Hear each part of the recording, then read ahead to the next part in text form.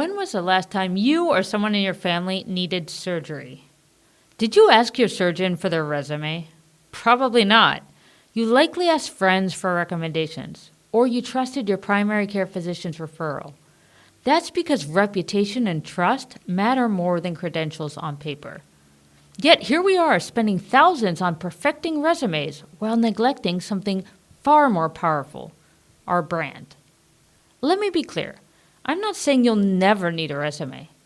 Board positions require them, regulators ask for them, and yes, most companies still go through the formality of collecting them. But here's the thing. When you have a strong brand, a resume becomes just that, a formality. Let me share what I mean. Have you ever met someone at a conference who introduces themselves like this? Hi, I'm Mark Adams. I have a tax consultancy firm that I started after leaving KPMG, where I was head of global tax advisory. I was partner for 15 years, have a PhD from London School of Economics.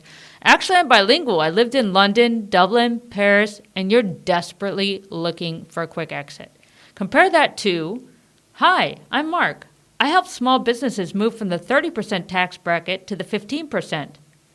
It's pretty obvious which one makes you lean in and think, who do I know that needs this person's help? Here's what most people miss.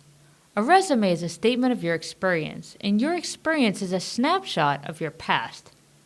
And when you write that experience and use it as the main way to find out about you, factors will define you outside your control. Like, for example, think about this. If you worked in accounting at a firm called Enron, what do you put on your resume? On your resume, the brands you worked for often dilute the power of the work you did. But if you have your own brand, a brand about who you are and who you're becoming, it's a story you're actively writing. While your resume captures where you've been, your brand captures where you're going. It's the sum of every interaction, every piece of content, every way you show up in the world. It's not just what you did, it's how you think, how you solve problems, how you make others feel, and most importantly, how you help others win. If you're relying on employers to find you through submitted resumes, it's like standing in a line thousands of people long, waiting to get a ticket to enter through the front door of a theater.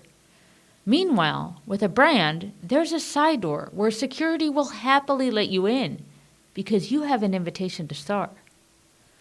The most costly part of the resume mindset isn't the $1,000 or $2,000 you might have to spend having someone write it.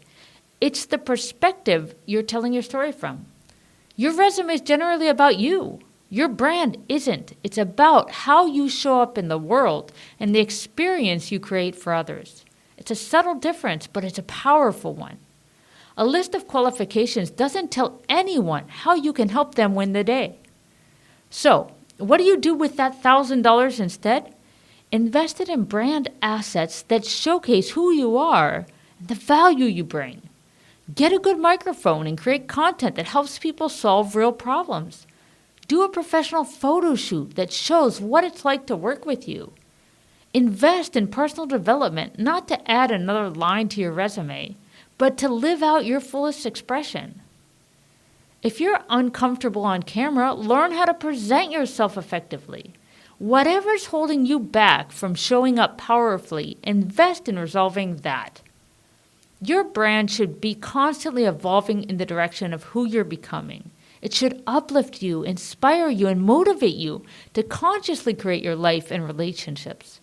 It's a clear expression to others, not of where you've been, but of where you're headed. Remember, a resume is about protocol. A brand is about impact. A resume tells what you did. A brand shows what you can do. A resume is static. A brand evolves with you. A resume is designed around that role you want to get. And a brand is about what you have to give. Stop thinking about your next role in terms of qualifications on paper. Start thinking about it in terms of the value you bring and the problems you solve. Because when you build a powerful brand, the resume becomes what it should be, a formality, not a focus. I'm Melissa Marchand, helping accomplished professionals build consulting businesses they love.